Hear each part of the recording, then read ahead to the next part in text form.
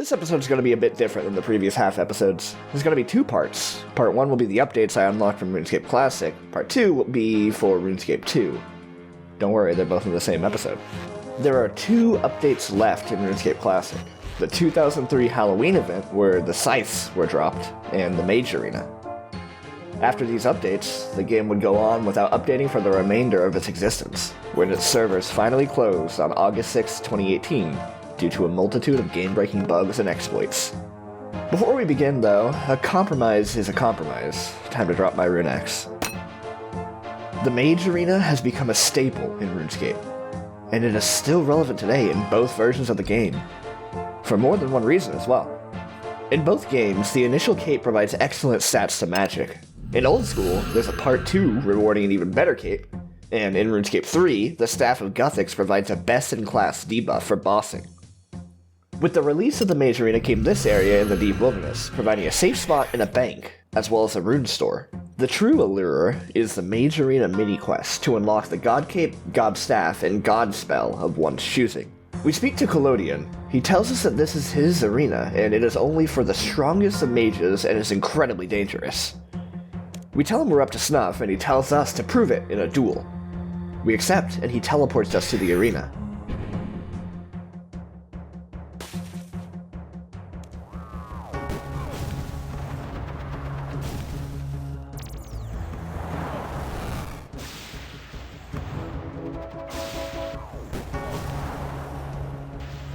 We kill his 5 different forms using only magic, and he teleports us back to the bank. He congratulates us and tells us to step into the pool.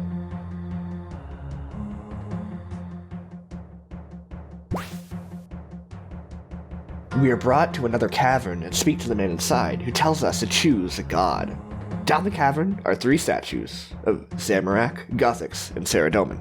After a brief thought, I choose Guthix. A green cape appears in front of the statue, and I adorn it.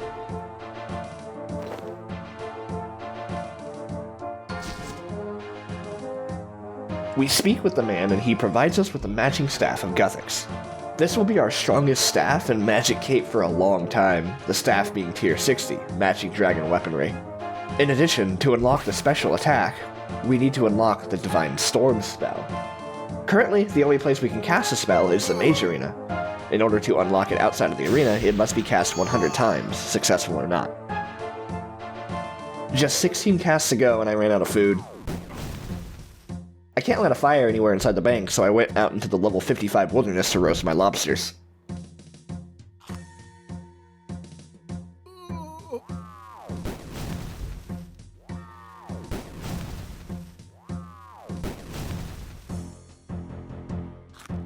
I went to check to see if I could get more capes and found that I can take as many as I wanted of any type. I took 5 more Guthix capes. Also, the Chamber Guardian sells more staves for 80,000 gold each, so if I lose mine I can get one back pretty easily. I suppose that's it.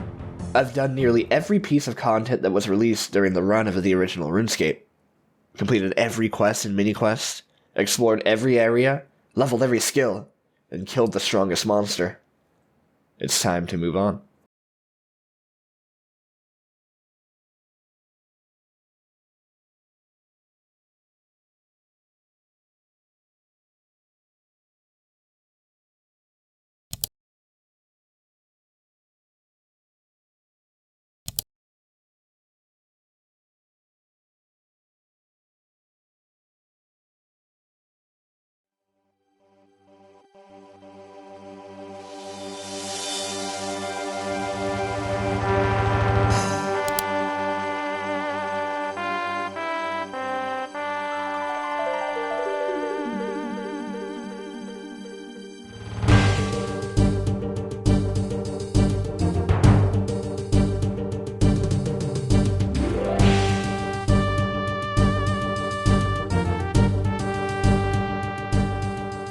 RuneScape 2.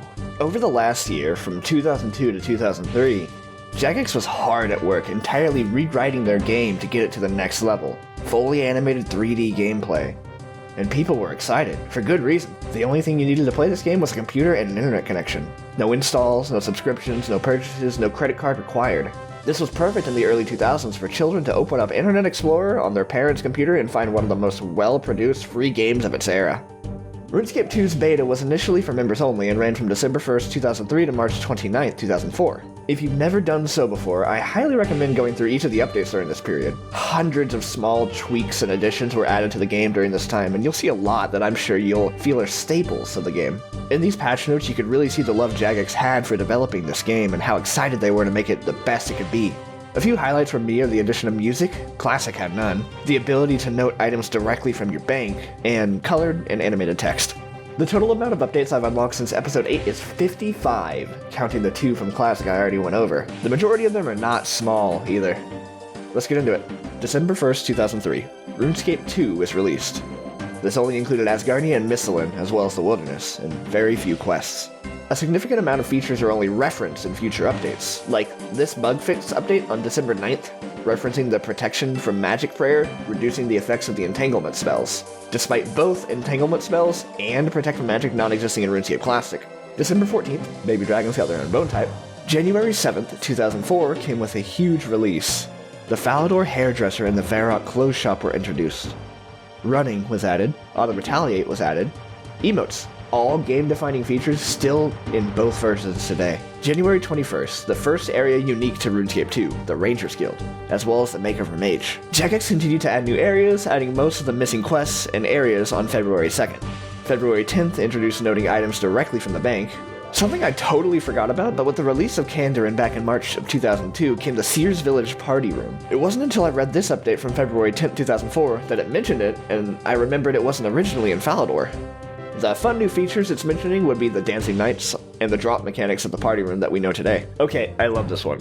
February 17th had an improvement for character pathfinding. What I love is the part right here. A little flag will appear on the minimap when you click to go somewhere so you can tell your character is moving to where you clicked. That little flag has not been updated once since this update, I think, and I love it. February 25th, the Dragon Dagger and Dragon Mace were added, as well as the newcomer map, sold in Lumbridge General Stores for 1 coin. I would use this map so I could find my way to Varrock from Lumbridge when I was 8 or 9 years old, and it looks something like this. I could have sworn it was more beige like the Clue Scroll maps, but I couldn't find any older versions than this one. March 9th, the firemaking skill is expanded to include different logs with varying XP rates. March 15th, the music player was added. While music was already a part of the beta, it was dependent on the area you were in. Now you can choose what music you want to hear wherever you are, if you wish. Anti-fire potions were added, the level up animation is added, and mithril seeds grow flowers. Wait, what? Mithril seeds were added in 2002? But they were just now changed to grow flowers? Where did they grow before? Ah, here. In RuneScape Classic, when one planted a mithril seed, the product would be an uncuttable tree. An uncuttable tree? Huh. March 17th allowed free players to participate in the beta. March 22nd has references to a few different additions that weren't mentioned before. Low detail version is mentioned, meaning different graphics quality options have been made available. Dragonhide has been mentioned as existing, and this update converted Dragonhide to Green Dragonhide, as well as introducing Blue, Red, and Black Dragonhide. This update also mentions the release of Green Dragons and implies the existence of Red Dragons. The infamous and now defunct Duel Arena was introduced on March 25th. Along with this, pickpocketing was modified to, instead of making the NPC fight you, it simply did a fixed amount of damage once and stunned you, which is identical to how it is today on both versions of the game. Finally, RuneScape 2 was launched and RuneScape was rebranded as RuneScape Classic and made it into its own separate game. All accounts were converted to RuneScape 2, bringing XP, items, and quest progress to the newly released games. Oddly enough, while Jagex separated both profiles, like how we see today between old school RuneScape and RuneScape 3, they decided to delete all items from RuneScape Classic for worries about the economy? I don't understand how that's a concern when the games are separate, but maybe they undid that later. April 15th would be the final update regarding converting Classic content to RuneScape 2, with the Underground Pass. I found it strange that they omitted the Underground Pass with the release of RuneScape 2. April 20th introduced the Enchanted Rings, giving the ring slot a benefit. May 15th introduced Treasure Trails. Some monsters drop varying levels of clue scrolls, ranging from easy to medium to hard, depending on the monster. Each tier of clue was harder to complete, but gave more powerful rewards. Jagex introduced player moderators on the 14th of June. Trusted players who could mute players and send priority reports if they found others to be breaking the rules. On the same day, special attacks were added to the game. All dragon weapons and a few other specific weapons were given the ability to use special attacks. July 27th introduced the Brimhaven Agility Arena, adding unique rewards such as 2 new herbs, Toad Flax and Snapdragon. At this point, this was the only way to get these herbs. They're used to make agility potions and super restores, respectively. New random events are added, implying there were others before. I looked up the tree spirit and it was listed as added to the game on February 2nd, 2002, but the update itself has no mention of it. This update added the Maze, Strange Box, and Mine, 2 of which are still in old school RuneScape. Finally, on August 9, 2004, the city of Burthorpe, north of Taverley, opens its gates, introducing the Death Plateau quest. We have a ton of new content to explore and a plethora of new items to acquire and use. First, I want to unlock every prayer RuneScape 2 had to offer on its release, which I almost already have, I just need one more level. First special attack with my Dragon Longsword. Wow, I like the animation, but I prefer the old sound. 43 prayer, all prayers unlocked once again.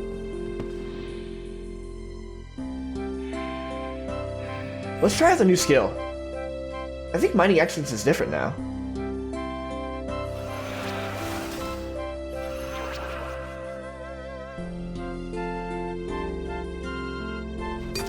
Yep.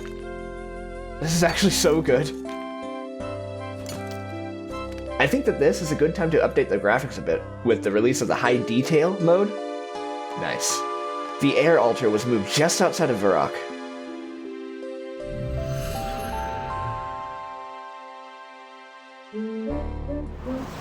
This changes everything. Casting spells doesn't just cost gold anymore. I'm not limited by my daily shop stocks. Level 15 should be good for now. I don't think I need to level it for a quest until 2006, so I'll leave it there for now until I need more runes. Next, I want to get a Ring of Wealth. Crafting training got a decent boost with the addition of gem rocks from Shiloh Village. Their drop table is much different than it was back then though, only dropping emeralds, rubies, and diamonds. I think it's much slower too, but it's not too bad. I got a bunch of gems and went to get some gold and silver. 52 crafting, 53, 54 crafting. I think I made enough emerald rings for the rest of my life. And 55 crafting. Made the ring, now just need to cast a spell. Wait. Oh man. Back to Chaos Druids. I did Druids for a bit, then wanted to try something different. Earth Warriors are not bad, giving over 4 times as much XP as Druids with only 2.5 times the health. They kinda hurt though, and unless I use water spells, I only have about 90% accuracy. I decided to get some more rune essence and make water runes. Talismans were very rare back in the day, and I think the only viable way to get one at this point is to kill wizards in the guild. That took way too long, but water talisman acquired. I got 19 rune crafting from airs, so I can make double water runes. Check it out. I can burn willows now. Nice. I can hopefully camp here for a while now. 64 magic. I used up all 900 water runes and got pretty close to 65. 65 magic done. And level 75 combat too. Ring of Wealth unlocked. Here are my clue scrolls. I thought briefly how to deal with the fact that you can hold multiple now when on release you can only have one. I decided the compromise would be I can't go to any areas I haven't unlocked or use any items that haven't been released. If I get a step that requires one of those, I'll need to drop it. So let's see if I can do these. Okay, I can do the easy one. And the medium too. Nope, this area doesn't come out until next month. There we go. First hard step is a puzzle box. Box done. Next clue. I can't make an amulet of power. This is at Rock Crabs, doesn't exist. I can't make blue dragonhide chaffs. On to the mediums then. Talk to admin. This one I can do as well. Green chaps can be bought from the Champions Guild at this point in the game, and I can buy a mithril med helm from the Barbarian shop. Beckon, then clap.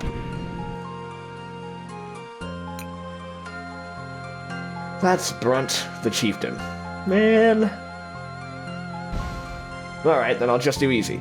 Nice, nice. I completed a clue! I got the water talisman I murdered 150 wizards to get earlier. Moving on. The Brimhaven Agility Dungeon. I spent a lot of time here as a kid, and I remember I'd be jealous of the people who could do the level 40 obstacles.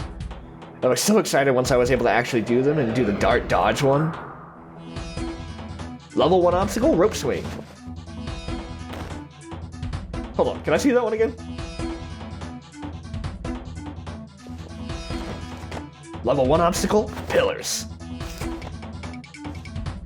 I'm 50 agility, why am I failing these? Wait, there's actually someone else here. I thought this was dead content.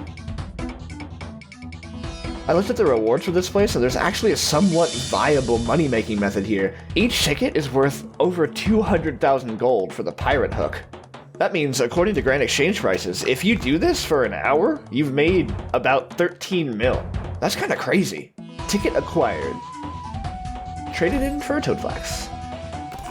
Finally, before the next episode, I'll need to get 56 agility. I decided to go back in and get some tickets to trade in for XP.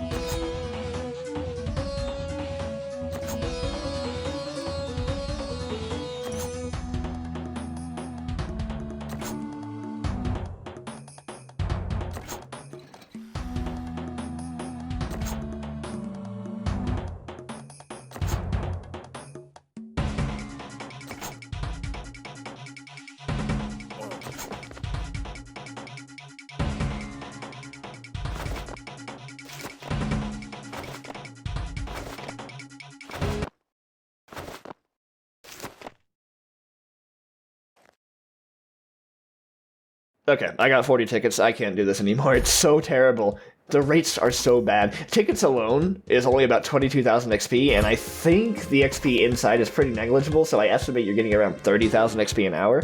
51 agility. 52. On to the best XP rates in the game.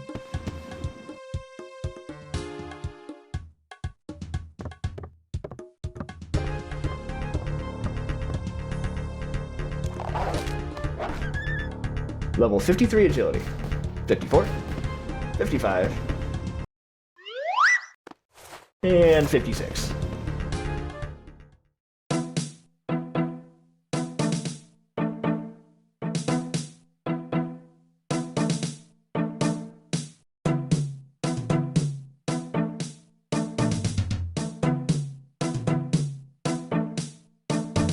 Thanks for watching. Next episode, we'll find out what these guys are doing. Subscribe if you don't want to miss it. See you then.